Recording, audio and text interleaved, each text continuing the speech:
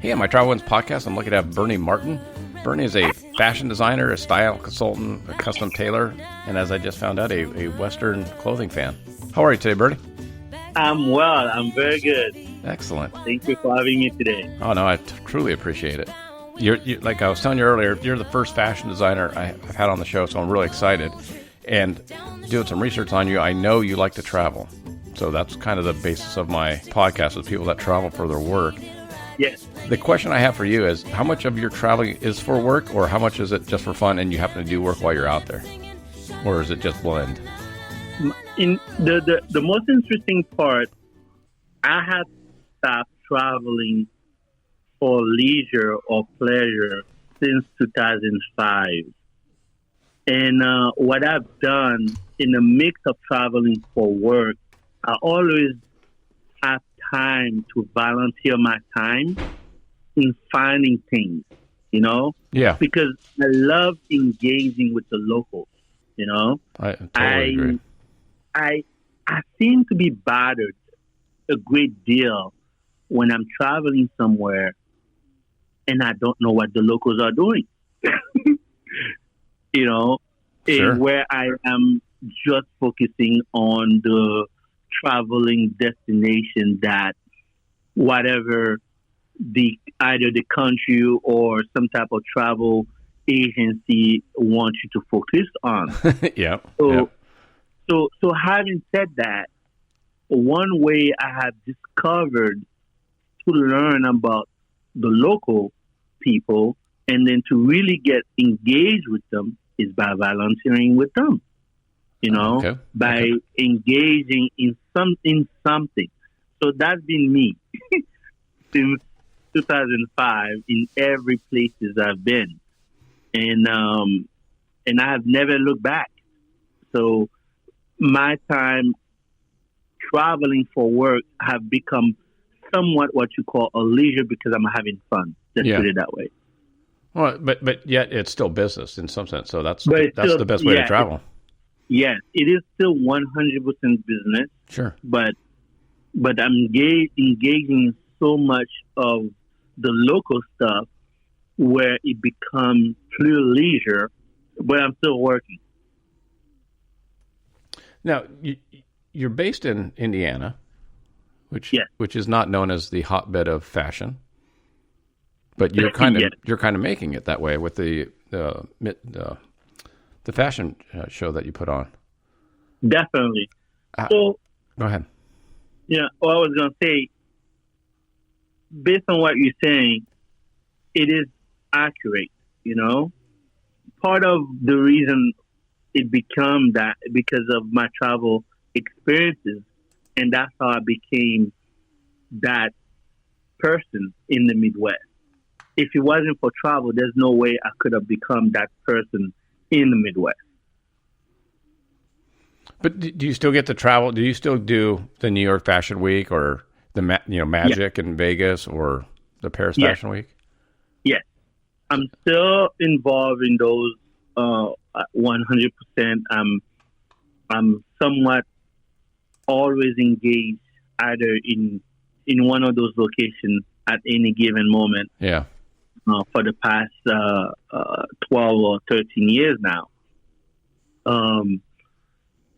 The Midwest, as you mentioned, is not known to be a hotbed for fashion.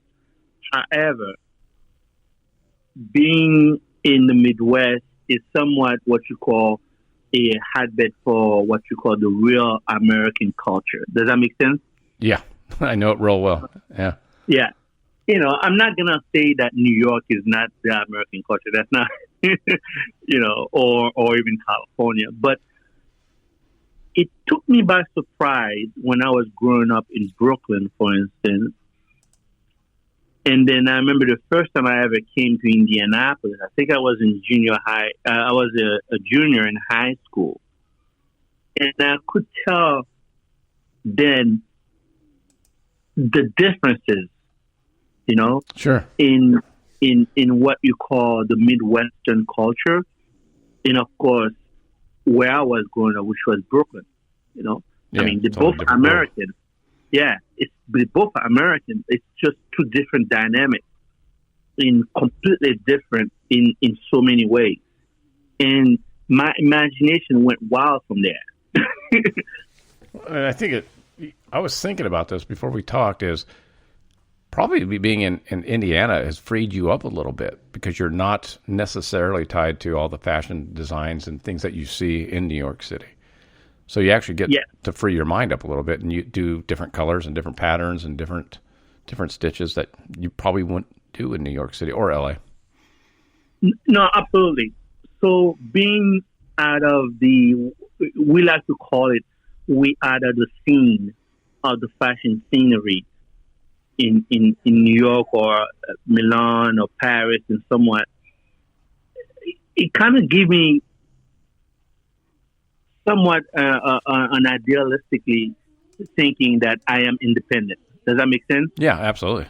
Absolutely. From all the chaos and commotion of buyers and so on, because at the end of the day, the way they look at me, and a lot of times they cannot put a finger on me, on what to think of me, because they know I'm from New York. They know that I know New York very well. I'm well traveled and so on and so on. But at the same time, they're like, "You're based where?" So that right there creates for them an imagination. They don't know what to think of me. Does that make sense? Yeah. Yeah, absolutely. Yeah. So therefore, that gives me a great advantage, and sometimes it can be a disadvantage. Where they will accept whatever I give them, and they're not gonna compare me too much of what's going on in the New York scene per se. Yeah. Then they're gonna say, "Oh, that's the Midwest guy," and I'm okay with that. But I mean, I don't know, and I definitely am not up on my mainstream fashion pieces, but your collections don't look. I mean, you definitely like your colors. Yes. Which is great. But I don't know. I don't see why you can't be successful in the Midwest versus New York or Milan. I mean, if you have the goods, you got them. Yeah. And partially it has to do with the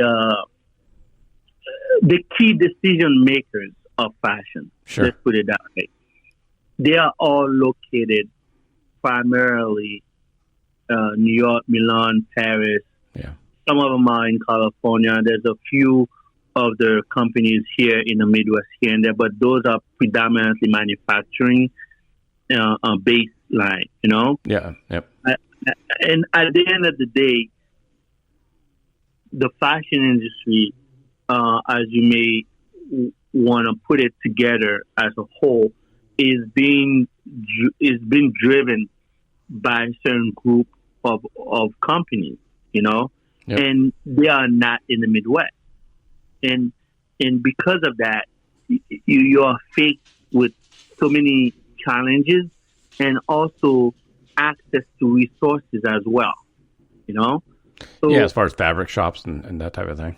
Exactly. Yeah. So that's where my travel experiences have become, I like to describe it, extremely handy, to understand how product move, where fabric come from, and so on. Because at the end of the day, I don't have access to them here in the Midwest where they are in my possession, Yeah. So I have to work with whatever I can find at that time, at that moment.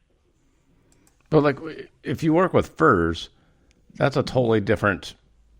I would think, because I'm just thinking about I sell cowboy boots, and there are certain factories that provide the exotic skins, the caimans, the ostrich, and that, and then there's other shops that provide the regular cow skin. So exactly. I mean, sourcing is a huge deal right now, as far as because China was so important, and then you got India and you got a lot of the other manufacturers. Exactly. Sourcing is just about everything right now. Yep. But you think with technology, I mean, if you went back 30 years ago, pre-computers, pre-smartphones, pre-internet, how would you be able to be in Indianapolis and do what you're doing? Or would you have to be in New York? I would say I would have to be in New York. Yeah. Because what happened in New York, and it's because of globalization. Sure. You know, in New York before, I'm not sure if you remember. You remember Catou Wear scandal? You remember that scandal? Yeah. With the sweatshop in New York City. Okay, so that episode in New York changed everything about the fashion industry being in New York City. You know, we are talking about every square inches from 42nd Street all the way to 23rd Street, where a lot of makers of things, right. You name it. Yeah. And after Catou Wear scandal, guess what? They left. They all left. Yep. They all left, and predominantly a lot of them went where? China. Yep. So having said that, when people are talking about why these things are no longer here, but you have to look at the history of what took place, you know? And I remember when I went back to New York in 2005 to somewhat what you call start my beginning operation in fashion, and everybody there told me, you're wasting your time. You better go somewhere else and start something, you know? And that was the beginning of understanding the major thing that even today is happening in fashion because of technology and also the global economy of fashion.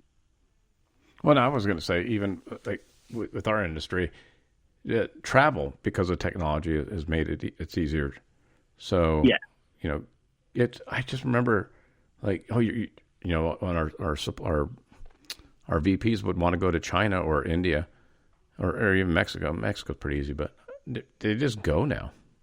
It's like, before it was like you had a travel agent, you couldn't look up hotel rooms, so you had to rely on a travel agency to know the area, and then it was a lot of work. It was a lot of work, and there usually is a travel agency that's making decisions for you. Yeah, you know, and absolutely right. In from early 2000 and on, that travel agency thing become a thing of the past, and that's exactly what's going on also in the world of fashion of sourcing. Now you can just go on your computer and source out companies which you want to work with, and so on, and call it a day. I know it. No, that's totally true. Yeah, no more agents. Well, even like Magic, the show Magic, which is an apparel footwear show in Las Vegas every year, or twice a year. It was everybody. It was manufacturers, factories, you know, and now it's not what it used to be because people don't need to go there to look at a factory as much because they can go online. Exactly, absolutely, and they can send you samples. Yeah, and whatever you need. Which I mean, I had one customer ask for a specific boot and wanted to make a change, and we just took pictures of it, sent it over. They sent it back. Yep. I got a sample about we air freighted it, so it was pretty quick, but it's just a matter of a few weeks now. I didn't have to send them. Well, no, I want it more brown or less brown. I showed them exactly what they wanted. You know, taking a digital picture off my phone. I emailed that to our designer in Colorado, and they sent that via email to China, and all of a sudden it's made. Yeah, and then all of a sudden it's done. Yeah, it's taken care of. Absolutely. So for me, that, and I don't know if I told you that my background is in technology as well. You were an engineer. I'm an engineer. Yeah. By trade. So for me, I understood completely what the future is going to look like, especially when it came down to e-commerce. Because when we were playing with e-commerce in our school, as if it was a field trip in our basement of our school, yeah. you know, people didn't even know what's that gonna be like, you know.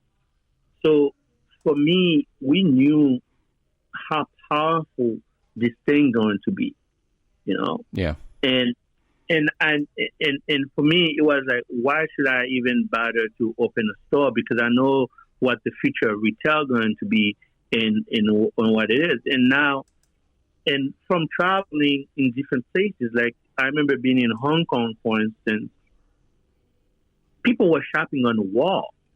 Yeah. It was a plain wall for their groceries, and I was blown away by that. It's like, what is this? What is this?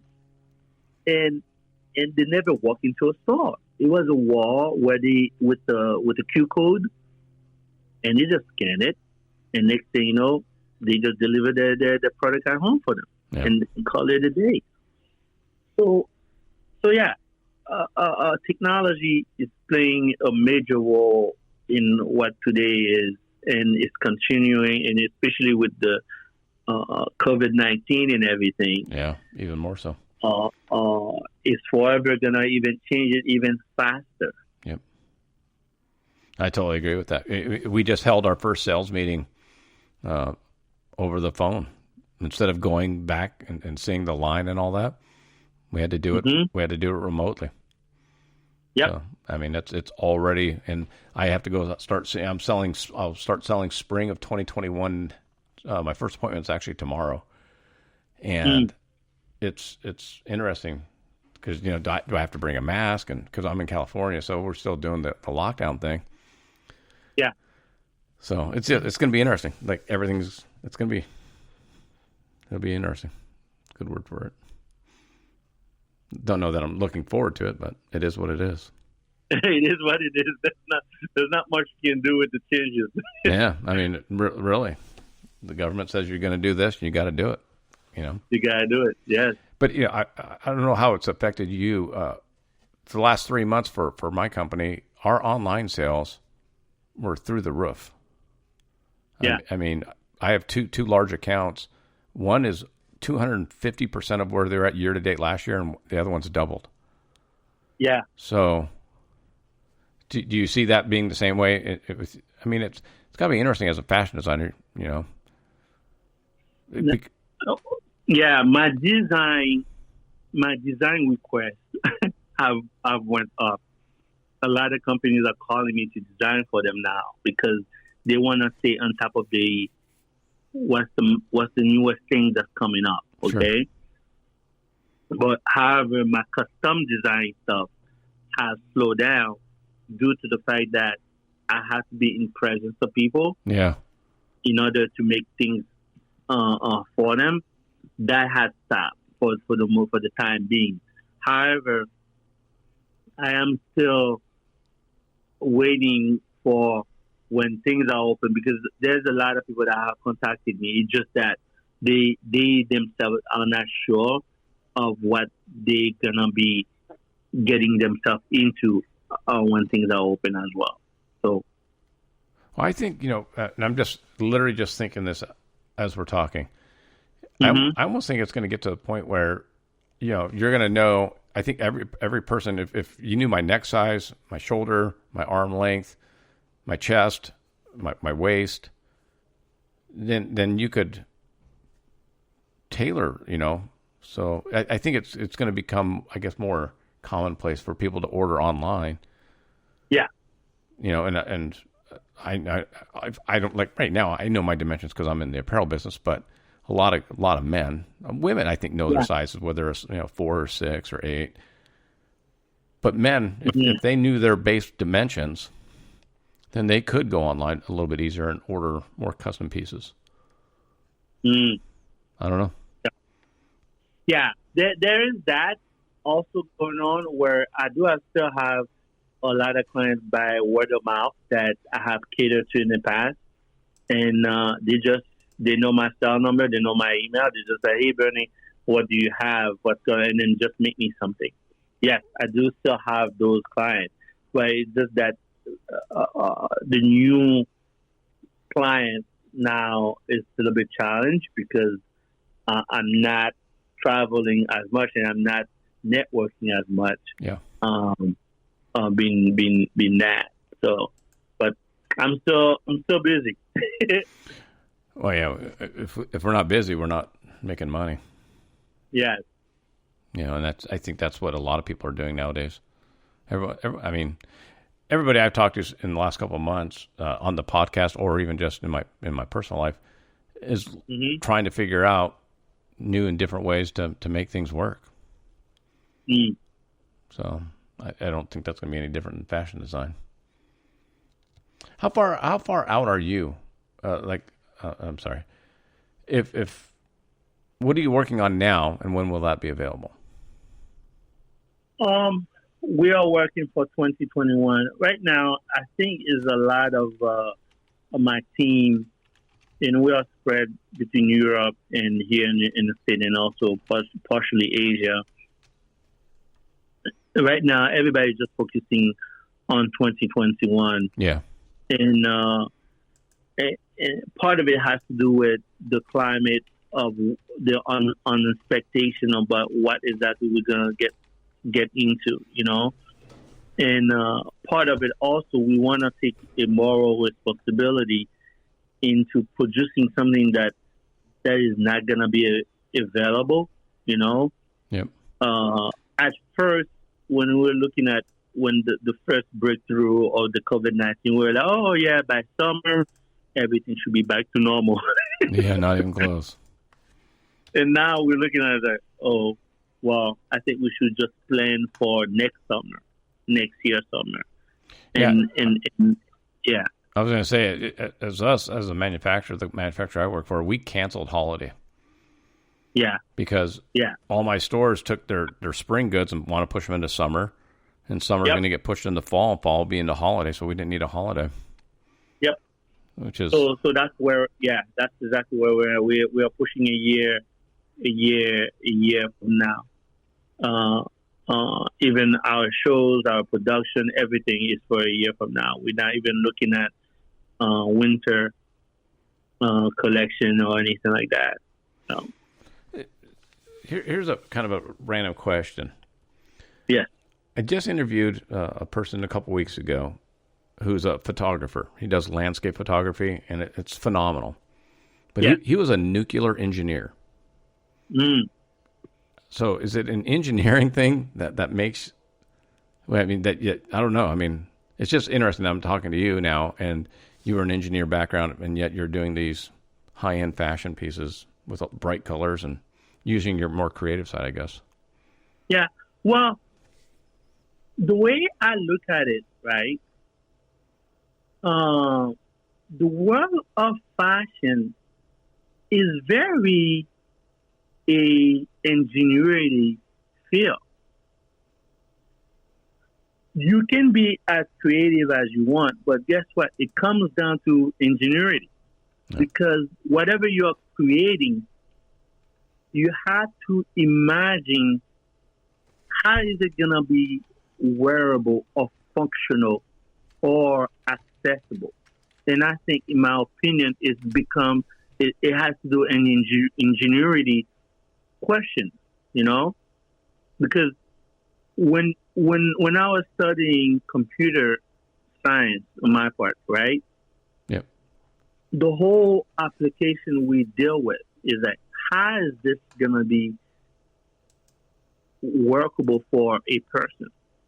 How do you transition whatever they are dealing with? You're going to make it easy. You have to put the human element in it, you know? It wasn't just the creativity, because the problem with creativity, too much creativity and then not putting any ingenuity and thinking about the human element of it, then you become a problem. And and I'm one of the guys, for instance, whenever I see a technology, I look at it and I'm like, where there's a missing piece. You know, I can tell by just looking at it and like, there's a missing piece where the human element is not even functioning.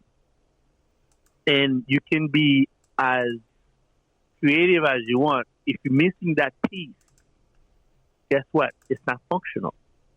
If it's not functional, then Why do it? then therefore there's no one really gonna use it. Well, I totally agree with you because I think you have to be able to I mean, I just wonder like how many people, they go into a mall or a store or shop online, whatever they do, and they see a blue scarf. Yeah. They don't realize how much work went into that exact scarf. Exactly. Because it is really, because our designers are working, I think our designers are probably working on 2022, late 2021 or early 2022. Yeah. So the things that I'm going to go out and show starting tomorrow have been in the can for them for almost 18 months, about 12 to 18 months. So they already had to source the fabric. They had to get samples made up. They had to get the samples over. They had to make changes. They had to proof them. And in between we had tariffs and duty changes, and the factories over there don't know what's going on, so they just start charging us more. And yep, it's an interesting thing that I don't know that a lot of people have figured out or necessarily care about. Absolutely, and then when it comes to designing, you have to take all these things into account. Yeah, and in every fashion company, there's always that person that knows all those little things, and that's where I come in, for instance, for myself. Well, that's why I think your engineering background probably helps a tremendous amount. Yeah, yes, and that's how I'm able to do my sourcing, my creativity, and so on, and I can mix both of them together because I understand both sides of that functionality. What do you think are the biggest challenges that you're going to see in the next 12 months because of COVID and business in general? Sourcing. Yeah, I hear you.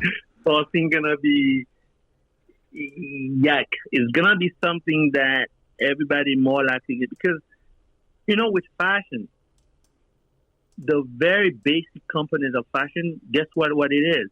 Farming. Yep. It comes from farming or livestock. Okay? So when people are talking about wool, well, wool comes from a sheep. Yep. So if you don't have the animal, where are you going to get the wool from? There's no way you're going to have your sheep. And if you don't have a human component that's going to be there to either feed it or have it to drink water or walk it, however you want to call it, more likely that same wool we used to be so nice and functional for us is more likely not going to be available on the same manner. Okay? Yeah. So because of COVID-19 now, people are changing their routine, but we don't know yet how that change of routine is going to impact the likelihood of those animal farms or regular farms, or what's going to be available to us or not available to us, I had that talk about, I think it was probably 6 years ago, maybe 7, we had the bird flu. Oh, yeah, bird flu, yeah. And, one of the products we sell are ostrich boots. And so a lot of the ostrich farmers, when the bird flu came about, if one of their birds got the flu, they had to kill and destroy all of the birds, all of them. Oh, wow. And so obviously the supply of ostrich went way down because all the farmers were having to literally kill off their herds. Mm-hmm. So the price of ostrich boots almost doubled. Mm-hmm. And we couldn't get them. So it was like, and that was every manufacturer across the board. And now we had the same problem with the caiman, the small alligators. Yes. They put a moratorium on alligators on when you could cull them, which I think I think you can't cull them until 18 months because they wanted to get to a full size and mature out. Just with that. Yeah. Well, I think they were culling them around 8 or 9 months. So we had about a year where we had no came-in because they had to get caught up, and that brought supply no went problem. down, cost went up. Yeah. And that, like just like what you were saying with the wool, it's like if you have sheep issues, then you're going to have wool issues, and no one puts that together. Exactly. And it's the same thing with cotton. Oh, yeah. So, and so on and so on. So as the human population right now is being affected by COVID-19 and people are not going to work, we don't even know if is the wool or the sheep or the cotton is being harvested. We don't know. Or is it going to spoil? Or is it going to be a spoil? Exactly. Because those things, you have to pick them at the right time. Yeah. Otherwise, it become a waste. Yeah, that's what I said. It'll spoil, and just you won't be able to use them. You're gonna be able to use them. That's crazy. So we really don't know what that's gonna be like in the next 6 months, because people been staying at home worldwide for the past 3 to 4 or 5 months now. Some places 6 months. It's not the same routine, so we don't know how being that same routine is really gonna affect the fashion industry in terms of sourcing. So to answer your question, sourcing is gonna be one of the major possible problems. However, having said that, the world also have had an abundance of reliable sourcing stuff that been just sitting in warehouses. Yeah. That we have a bunch in ours right now. Yeah. So my question to people is that, well, why don't we use them? What made them not good in the first place? Well, as far as the fashion, I'll tell you this. I think it's going to. The other thing it's going to alter is, and I don't know about mainstream fashion, but I'm just talking about Western fashion. Yeah. Goods that we do the same thing. In spring, it's lighter, brighter, coming out of January and February and March, you start getting lighter colors, more pastels, and then summers, blues and whites and real. But everything's getting pushed back now. So you're going to go into summer and see spring goods. And then in fall, which would be typically your warmer browns and oranges and some of the darker colors, you're going to start just getting some of your summer goods. Yeah. And which is fine. And that's what I tell people. I was like, it's fine for you to use, things that have been sitting in the warehouses that you probably were never going to be selling it. Why don't you reinvent the wheel from those merchandises that have been sitting in the warehouses? Yeah, I just wonder how is it going to change fashion though? Because you could never sell white in September or October, but now you're going to, because that's what's going to be in the stores, because they're already sitting in the warehouses or being made. So it's going to be interesting. Guess what? There's another part of the world that's going to be spring and summer. Yeah. You can forecast for them. The part of what I've done, for instance, what you just said, right? Yeah.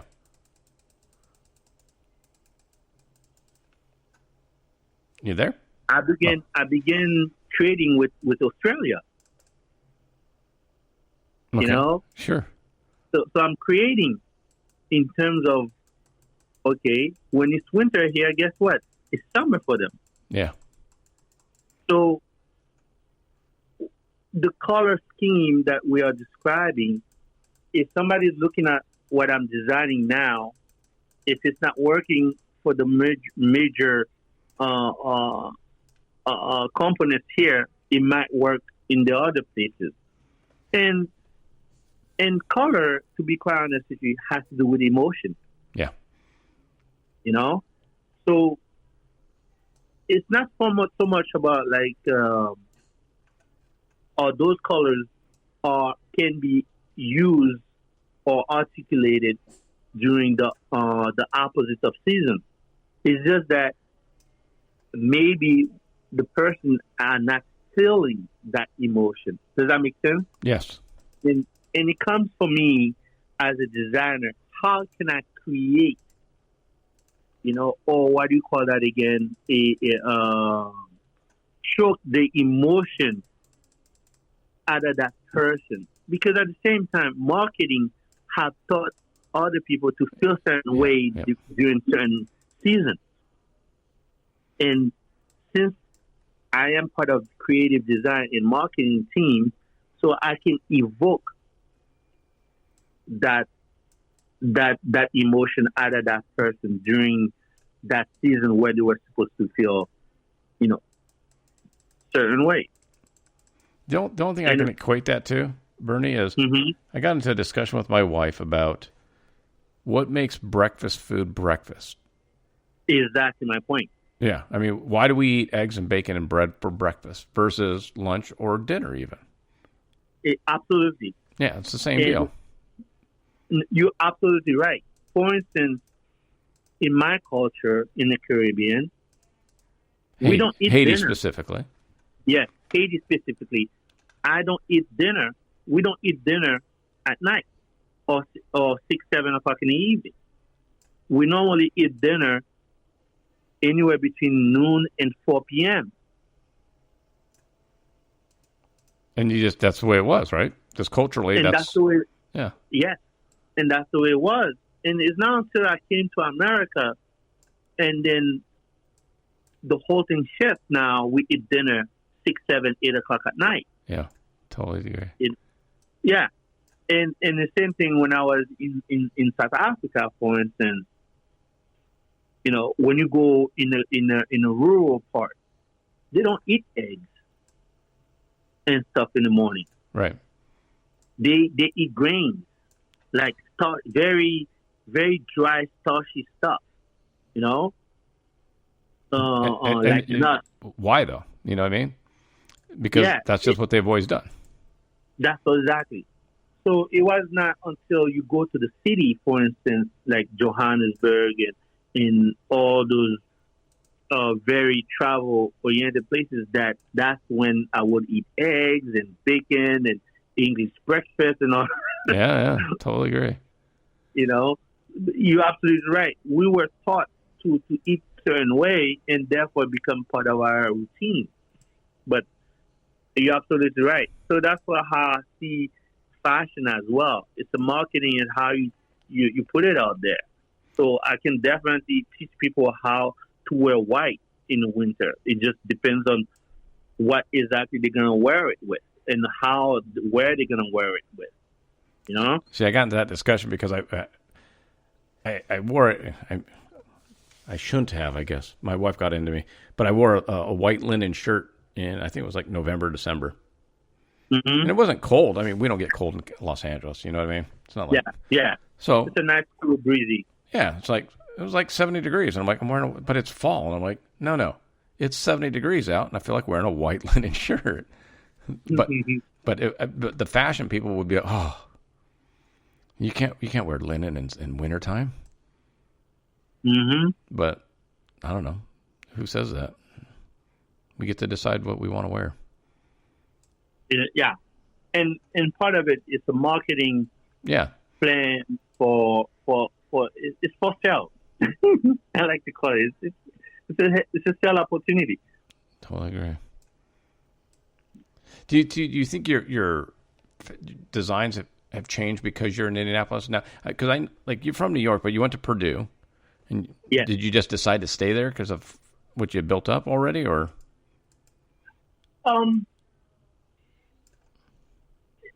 No, you remember. After I graduated college, I spent about 2 years in the corporate world, and that's when somewhat what you call a aha moment came into my life. I gotcha. Mm-hmm. And I remember I work at that job where everything seemed very clear about what my next move going to be. It's very hard to describe it because it felt like a dream, but I was awake. It was during the day, and images just kept coming at me, knowing exactly what I'm gonna do, what my future is gonna be like, and what exactly pinpoint accuracy of everything. And and I knew from then and even now, I need to remain in Indianapolis or the Midwest in general. I Sure. could care less where in the Midwest I will be, but I know I have to remain in the Midwest. Part of it has to do with, just like you mentioned it, yes, the Midwest influenced me a great deal in my fashion, because I know that I didn't want to be a New Yorker in fashion. And if I'm gonna make a stamp or somewhat you want to call it my mark in fashion, I will have to come up with a new storyboard. And my story come from the Midwest. I didn't want it to come from New York. Although I grew up in Brooklyn, I know that too well. And there are a ton of designers in New York City. So it's gonna be that's another kid from Brooklyn that's designing. And I didn't want that. I really want my story to come from the Midwest, hard bringing the whole conservative nature and the whole thing. For me, that was important in my design. And to answer your question, yes, the Midwest culture influenced heavily the way I design. I think of them 24/7 when I'm designing. Yeah. I would think you have to. I mean, yeah. Of course, with a little magic touch of New York and France and all those other places too. Well, yeah. And again, to me, that goes back to, I mean, you can look up what's going on in France right now. There are webcams that you could pull up, different streets in New York or Paris right now and see what people are wearing. No, absolutely. And it definitely helped me to my advantage. I speak French, and then I have tons of people that I work with that feed me that culture. Yeah. So yeah, it is somewhat a way for me to articulate my design too. What's the hardest part about travel for you? The hardest part. Like, what do you go, oh, God, I wish I never had to do that. Normally, for me, the hardest part is, because I have a family now, the hardest part is, I'm going to leave them behind for a few days or a few weeks. And then I'm going to miss on something, Yeah. Yeah. Yeah, we know. Yeah. Other than that, everything else is fair game for me. Okay. I love the adventure of everything from the time I leave my house to go to the airport. It's an adventure for me. From the food I'm gonna eat, the person I'm gonna be sitting next to, the book I'm gonna be reading, or the movie I'm gonna watch, to the landing spot, everything is a storyline for me. See, I travel the exact same way. Because there are times when I don't, if the person next to me is into a book or their work or whatever, I don't have to talk. Yeah. Yeah. But I've met some incredible people on planes. Yes. And, not that I stay in touch with, but just the stories you hear. Exactly. And then different opinion, and then see how people are really living, how the world function, the things that's going on that you probably would have never known about, Well, I think, especially for you, I would think that could affect, if I don't know. I think if you're in a good mood and you meet happy people, you're going to design differently. Exactly. No, that's exactly. You nailed it. Because I think that's just the way the creative brain works. And that's why I was saying, I think it might be good that you're in the Midwest because you're not just stuck in that little bubble of New York.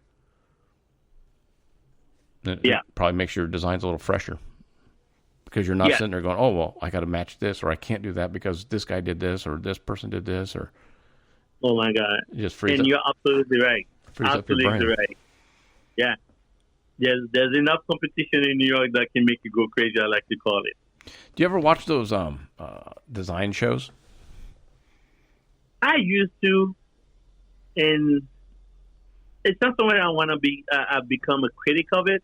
It's just that there's so much part of it the escape. Yeah. In order to fulfill the requirement, and I don't blame them. A friend of mine is in the movie industry. Oh my God, God bless him. I probably would never be doing good in movies. You know, it is tedious work. And then some. Forever frustrating. Yeah, I live in Los Angeles, so I have actor friends, I have producer friends, and my neighbor is a medic on different TV sites. Yeah, and to me, I couldn't do that work. Yeah, I don't know how they do it, but I guess somebody got to do it. I think a lot of people think it's exciting and this and that. I go, man, you sit around for hours doing nothing. Oh yeah, doing nothing. And I mean exactly. Hours. You're right. No, you're absolutely right. The first time I ever been in a movie set, it was a friend of mine doing something. They finally nailed everything that was supposed to be happening. Guess what happened? The microphone picked up a barking of a dog. Yeah. From far away that no one knows where that dog come from. But they had to start all over. They had to start all over. And at that point, I walked out. I was like, see you guys later. I can tell you a story I haven't shared yet on my podcast, but it was about 1990, 91, 92, maybe 91, when Sister Act, the first Whoopi Goldberg Sister Act movie came out. Yes. They filmed that in Reno, Nevada, the casino scenes. Okay. And I lived in Reno at the time. I was single. I was in my early 20s. And they put out a thing saying, looking for extras, show up, and you can be an extra in a new Whoopi Goldberg movie. Yeah. So I go down there. I could use the $100 a day or whatever they were going to pay. Yeah. And we sat in the casino. I was just a patron sitting at one of the slot machines. Got it. And we were there for 3 or 4 days. And they played the same song over and over because they kept changing camera angles and lights. And Whoopi wasn't even there yet, and they were setting it up. And then she would just come out, do her scene, and then they would have to make changes. We sat there. I can't listen to those songs anymore. Yeah, you scored for Mary Wells' Heat Wave. I cannot listen to anymore. Yeah, because I listened to it for 4 straight days. And I was like, oh God. Yeah. So no, it's the same. No, the best I do for anything that's related to TV. Don't get me wrong. I lend them my clothes. Yeah. And then call it a day. That's it. Yeah, we that's do the same all I thing. can do. Yeah. And say thank you and looking forward to see the results and good luck. Yeah, thanks for using them. Got to go now. Well, I was going to say, I've been some of the fashion shoots are the same way. Because like I said, I'll start selling spring. And so it's interesting. Like we live by the beach, and so you'll see the summer goods for the next summer being shot like September, October, November. Mm-hmm. And so you have these guys and gals in like skimpy outfits and bikinis and this and that. And it's like 55 degrees outside, and they're shooting and trying to make it look warm. And I'm like, oh, my God. Those models are freezing right now. But you'll never know it once it gets made and put up. It's all magic. Yeah, that's true. Yeah. I don't want to take up too much more of your time, but I've really appreciated sharing. No, I'm fine. I'm totally fine. We got totally fine. Have you taken how many kids do you have now? You said you had a family. Yes, I have 2 sons. They're babies. We're talking about a 4-year-old and 2-year-old. They don't even understand what's going on right now in the world. They will. Yeah, they will. But right now for them, it's all about food. Spending time with iPod. I hear you, man. My daughters are 25 and 26. So Okay. I'm lucky. They're out of college and they're moving on. So Yeah, you're stuck. definitely. Are you looking forward to taking your kids on some of your travels and trips and all that? You know, I cannot wait. Yeah. I cannot wait, and I'll tell you why. The traveling give you a perspective of the human experience. And I really don't care if you watch a movie or the traveling channel or even read books. You have to have your own experience. Yeah. You know, I remember reading about Thailand. My wife, then girlfriend, she's a bookworm. She's God bless her heart. You know, Yeah. she loved reading about everything that she's about to get herself into. And I said, okay, that's fine. So here we are in Thailand. The experience was far greater from what we were reading. And she was discovering things that were not even in the book That's that she cool, was though. reading. Yeah. So for me, I am so anxious to can't wait when they are old enough to have understanding the meaning of discovering all your senses Yeah. through travel, you know, from the food and everything. And I even remember when my wife was asking for pad thai in Thailand, Yeah. and there's no pad thai. And what we found out, pad thai is an American version of Thailand. It doesn't exist in Thailand until now. Actually, pad thai is actually in the touristic area only food. That's crazy, The though. local, the local people don't even eat pad thai. And we had to travel in so many different restaurants to find pad thai. And now probably you more likely will find pad thai now in Thailand, in Bangkok. Just for the only tourists. probably, just for the tourist Yeah. areas. But it's not pad thai is not a Thai culture food at all. It's American. How crazy is that, though? Because there are Mexican foods that are like that. Tacos. Yeah. Tacos originally weren't from Mexico. They're an Americanized food. Now you can get tacos down in Mexico, Yeah. just exactly. like pad thai. But they're like, no, that's not ours. That was yours. that one is not exactly. Yeah. Exactly. That's so weird, though. And you wouldn't realize that if you didn't travel. I mean, you wouldn't know pad thai wasn't from Thai if you didn't travel, because you would just always be surrounded with what you know. Mm. You know, for me, like when I travel, I like going to museums or looking up. I guess I'm more like your wife, where I want to look up and see what's out there, and then obviously I start exploring. And go, oh, I didn't know that would be there.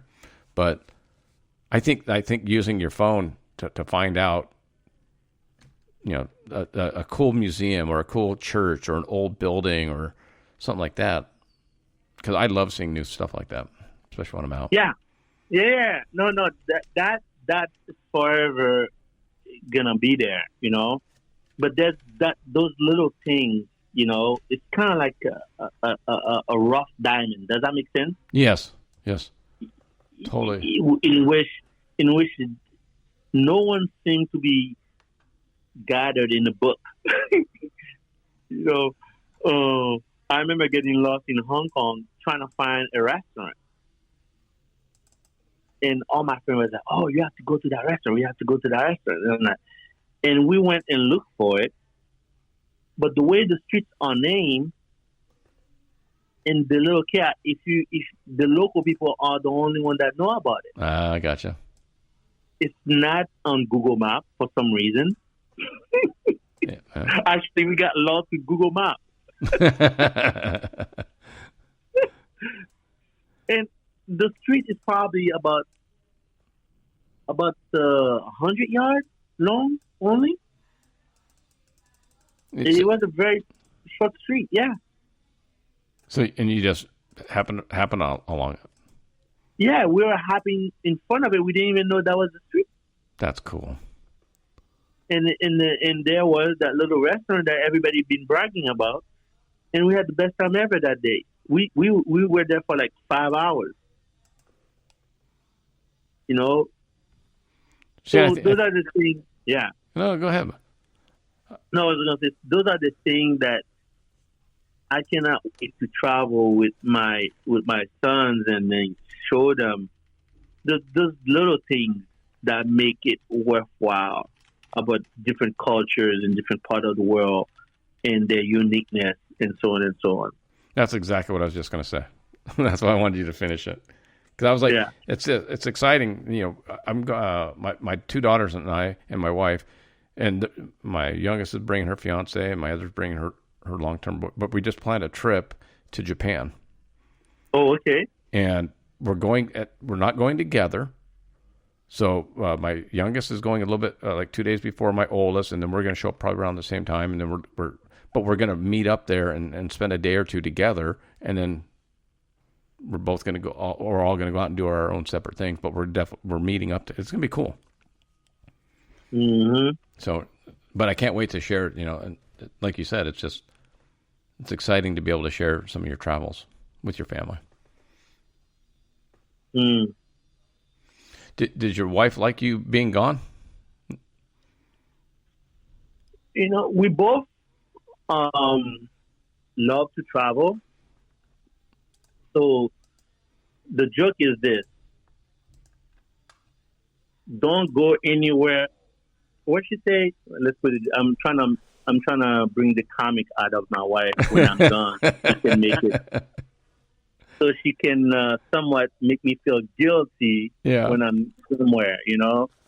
So the joke is, I'm not supposed to go to museums or any places that I think is suggested in a book of travel. Gotcha. Does that make sense? Yeah. Because she would like to experience them with me at some place, because she would hate to hear me brag about those places. So that's literally the joke of making me feel, guilty in a way when I'm traveling. Yeah. No, she loves traveling herself. No, I hear you. I've done that with my wife. If I go to Denver or Wyoming, I'll take a picture of something and send it to her, and she's like, "Oh, great." Yeah, I'm like, "Oh gosh, come on now." Yeah. Am I supposed to not do anything while I'm here? She goes, "No, that's exactly what you're supposed to do.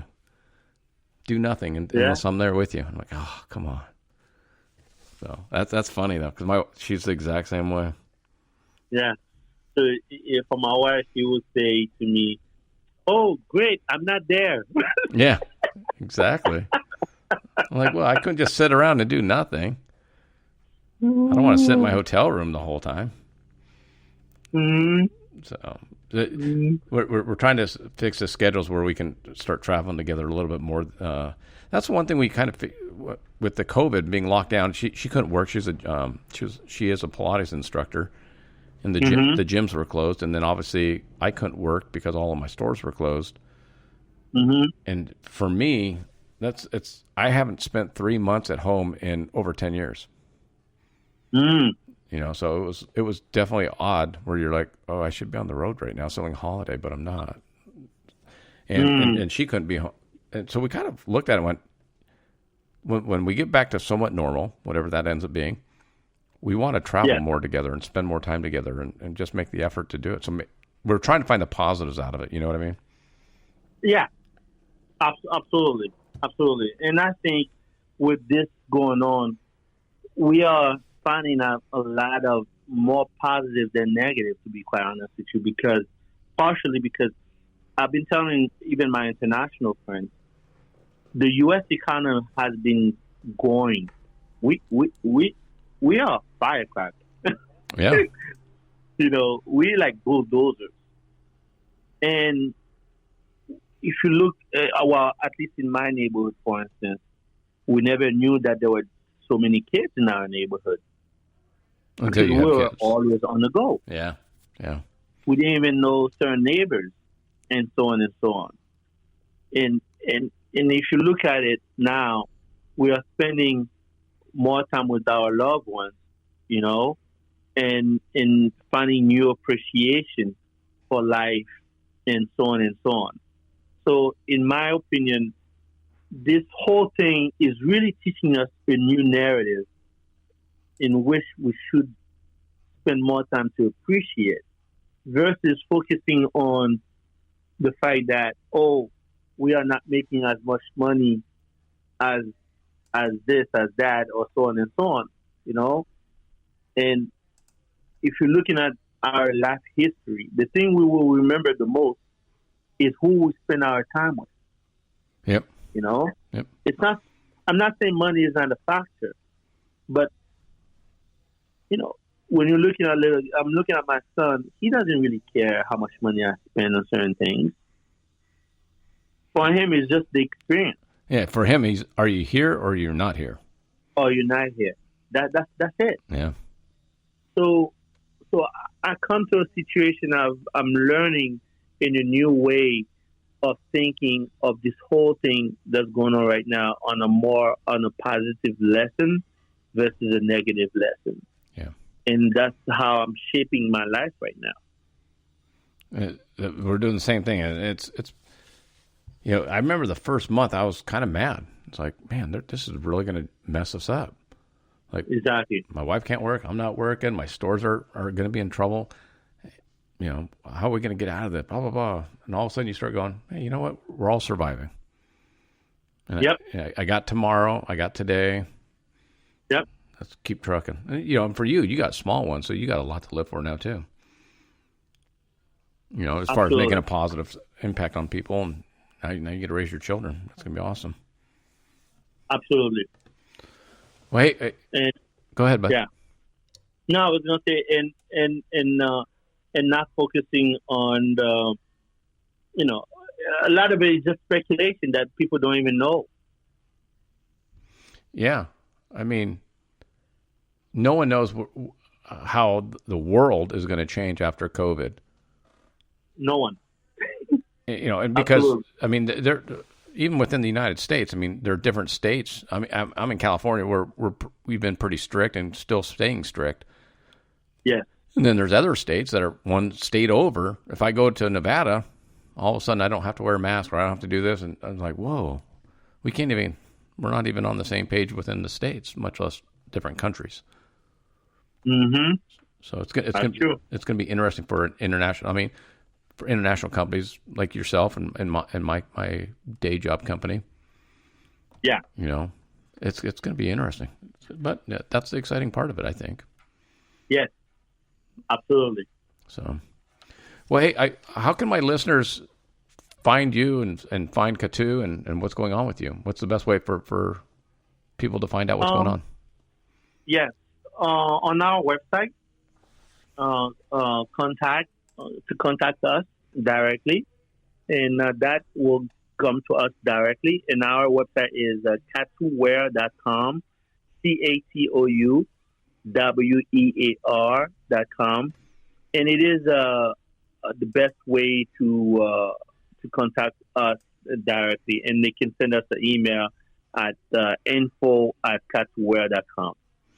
And you have your Facebook pages and your Instagram page, and yes, my Instagram page will be at Catou Wear, CATOUWEAR. So, one last question, because I'm looking at some of your stuff online. Do you only sell like a full suit, or could I buy a tie that I see? Oh yeah, you can do tie. You can do custom. Pretty much everything is custom made. Okay. The shirt, the jacket, the pants. It's individual sales. Doesn't have to be one item. Because I mean, obviously everyone's got different tastes. So yes, the full length fur coat won't sell here in California as much. Yeah. Yeah, absolutely. No, everything is pretty much on a custom first come first serve basics, basically. So If it's not ordered, we don't make them. So if you had that a real big plaid, kind of a peach colored blue striped suit. Now, Yeah. Is that, do you just buy the fabric and then try and sell it, or how does that work for you? Because I know material's hard to come by. So I mean, if I see something, I go, oh, I like that real kind of iridescent green jacket. How can I buy that? Yeah. So we have 3 ways we conduct the selling of our products. So we do have some fabrics we keep in stock. Okay. Okay. And then we have also our makers. They have their own resources of fabric that they are in contact with, suppliers. They're from all over the world, and everything is made in Thailand, Yep. So they house those warehouses of fabric that they keep themselves. And then on top of that, we have another vendor that's basically the general supplier of the entire region that we can buy from as well. So it's the combination of those. Between those 3, I like to think about it this way: you're not gonna get lost. Yeah, totally agree with you on that. Because some of your stuff is awesome. I mean, like I said, it's fashion, right? So some people like this and that, and I like what I like, and you like what you like, and exactly. But that's how it came about to our company. We understand the whole logic of it that way.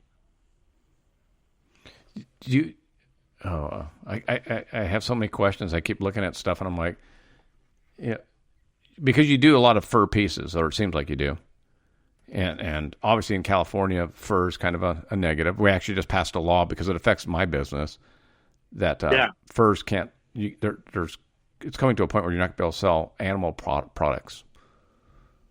We just banned caiman. We're still allowed. We're not allowed to sell some snakes, but some snakes are. Oh, yeah. Is that because of the environmental issues? Yeah. Okay. And PETA, so like some of the wool products, you're not allowed. If the animal was killed for the express purpose of making that, then you're not allowed to sell it. But if it's just a weird deal. So you have to prove that the animal wasn't farmed to make that jacket or that pair of boots.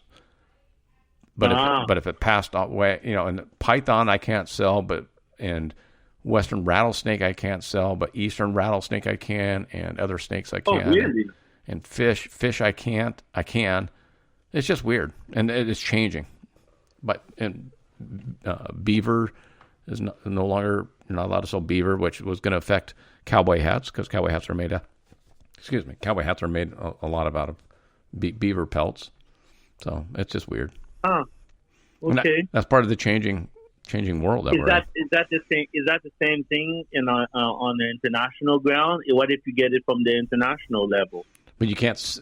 You can own it, but you can't sell it in California.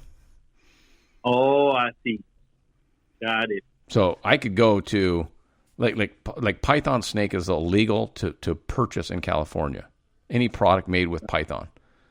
But I can go to Arizona or Nevada, which are next door to me, and buy a belt, a jacket, a hat, whatever I wanted with python, and then wear it here in California. But you're not allowed to sell it in California, which is just weird to me. It is very weird. So California is not going to make the revenue or the tax dollars on the sales of it, because if people want python or caiman, they're going to do it. Mm-hmm. And then it got into internet sales. Like, well, if I bought it from Catou in Indiana, I didn't purchase it technically in California, but it's being shipped to California. Is that allowed? And right now it is, but now they're trying to ban. Yeah, it's just weird. Wow. Okay. It's kind of like the COVID, right?